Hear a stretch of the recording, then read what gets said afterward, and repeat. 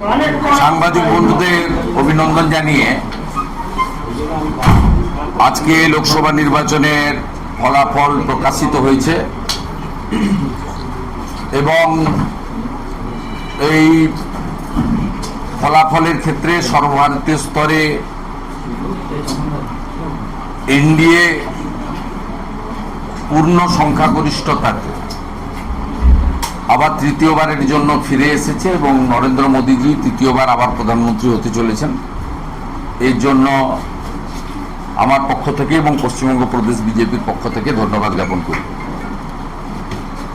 আপনারা জানেন যে পশ্চিমবঙ্গে লাগাতার 3 মাস ধরে প্রচার হয়েছে এবং প্রচারে ভারতীয় জনতা পার্টির প্রত্যেকটি কার্যকর্তা, কর্মী, সমর্থক আমরা অক্লান্ত পরিশ্রম করেছি এবং মানুষের মধ্যে সাড়াও আমরা ব্যাপকভাবে পেয়েছি। 7 দফার নির্বাচন হয়েছে এবং সেই নির্বাচনে প্রত্যেকটা দফার পরে আমাদের রাজ্য সভাপতি, রাজ্যের মুখপাত্র এবং বিভিন্ন সময়ে আমি বা অন্য নেতৃত্বরা, প্রার্থীরা তারা নির্বাচনের পরিবেশ পরিস্থিতি ইত্যাদি নিয়ে বক্তব্য রেখেছেন এবং আমরা দেখেছি 4র্থ দফা থেকে পরপর কিভাবে পুলিশের অত্যাচার এবং কিছু নির্দিষ্ট বুথে অ্যাবসেন্ট এবং মৃত ভোটারদের ভোট বিকালের দিকে দিয়ে দেওয়া এবং শেষের দিকে অনেক হিন্দু ভোটারদেরকে ভোট দিতে বাধা দান করা, আই কার্ড কাড়িয়ে নেওয়া, এইসব ঘটনা ঘটেছে। আমরা 6ষ্ঠ দফাতেও বলেছি, 7ম দফাতেও জানিয়েছি আপনাদের। তবুও আজকের যে ফলাফল, এই জনাদেশের পরিপ্রেক্ষিতে আমরা বলতে পারি যে আমাদের যে কাঙ্ক্ষিত লক্ষ্য ছিল বা আমাদের যেটা আশা ছিল সেই সংখ্যা পশ্চিমবঙ্গে আমরা পাইনি। আমি নিজে 7ম দফার ভোট শেষ হওয়ার পরে বলেছিলাম যে আমরা তৃণমূল কংগ্রেসের থেকে বেশি আসন পাবো একটি হলেও। একই কথা আমাদের মাননীয় রাজ্য সভাপতি বলেছিলেন। তা আমরা সে সংখ্যা পাইনি, কিন্তু আমরা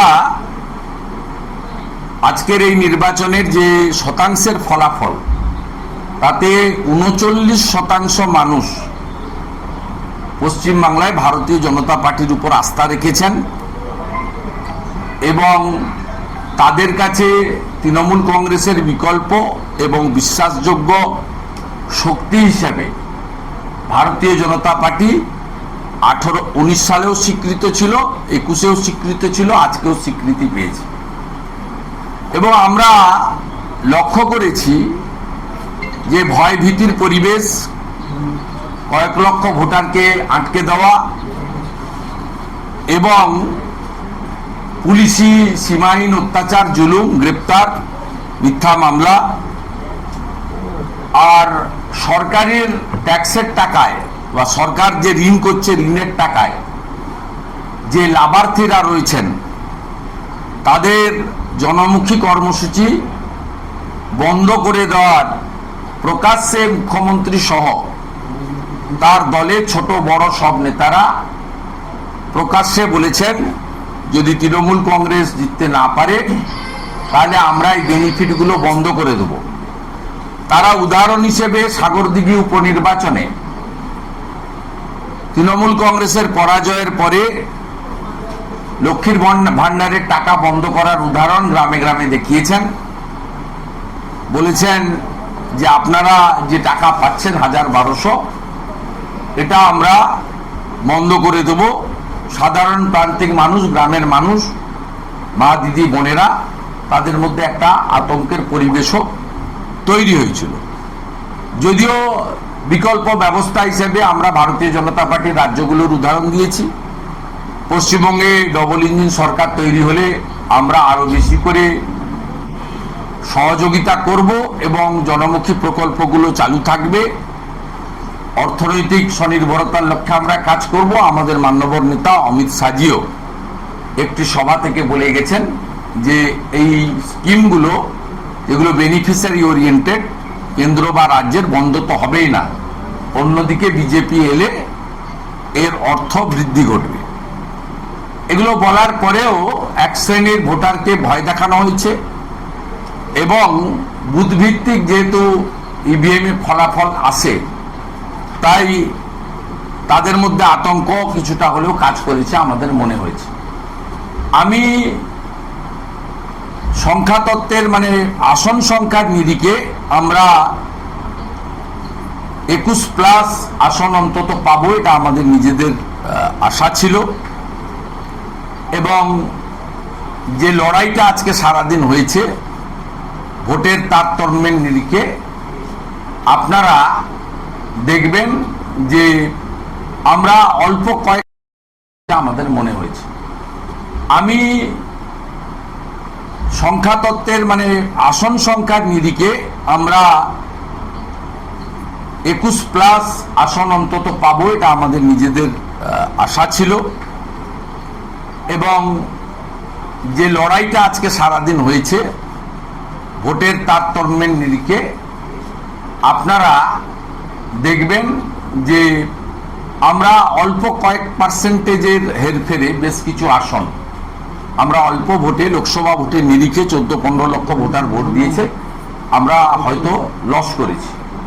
কিন্তু আমরা যে কারণে পশ্চিমবঙ্গের বিরাট জনগোষ্ঠীর প্রতি, ভোটার ভদ্রমণ্ডলীর প্রতি কৃতজ্ঞ যে তারা 2021 সালে নির্বাচন, সেই নির্বাচনের থেকেও 1% বেশি ভোট আমাদের দিয়েছেন। 1 নম্বর, 2021 সালে আমরা 77টা বিধানসভায় জিতেছিলাম, তার থেকেও বেশি সংখ্যক বিধানসভা, প্রায় 100-র কাছাকাছি বিধানসভাতে তারা আমাদেরকে এগিয়ে রেখেছেন।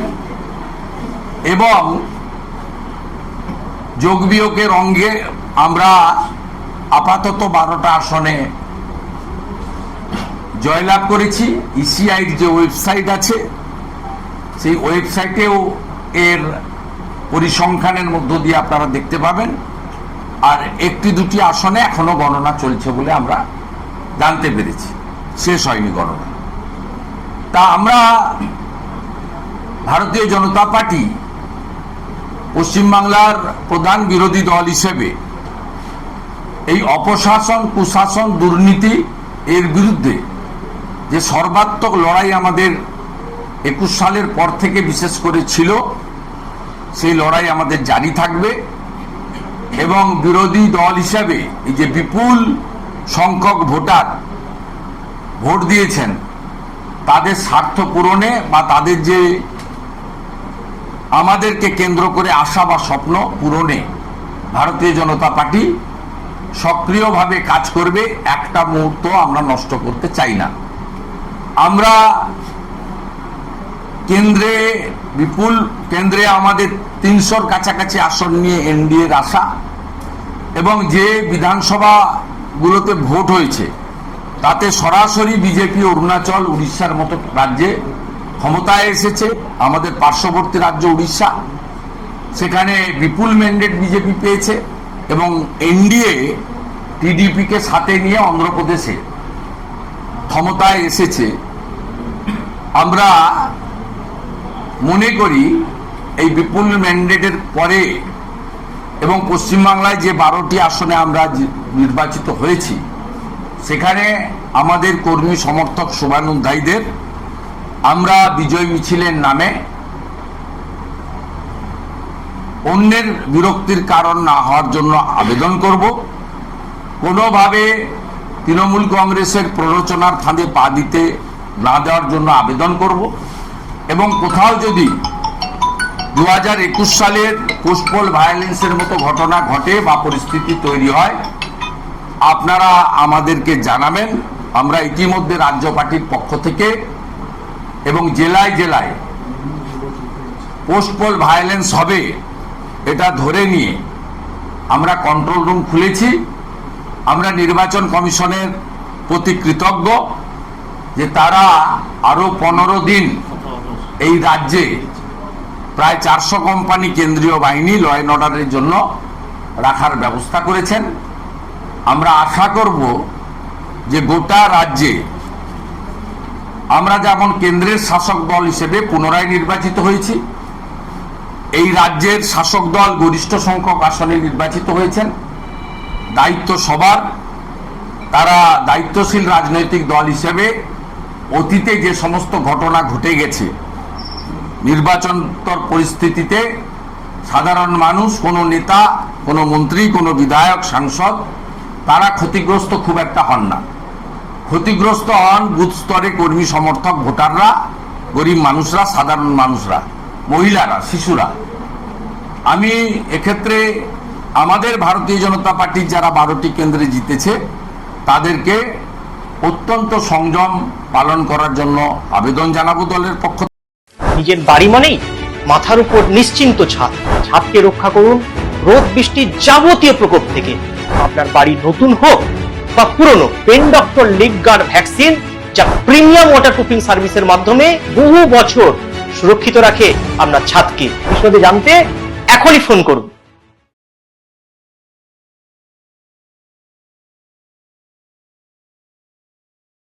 বিজ্ঞাপনের চমক নয়, আছে আগামী দিনের প্রতিশ্রুতি, মানে কর ফ্যাশন।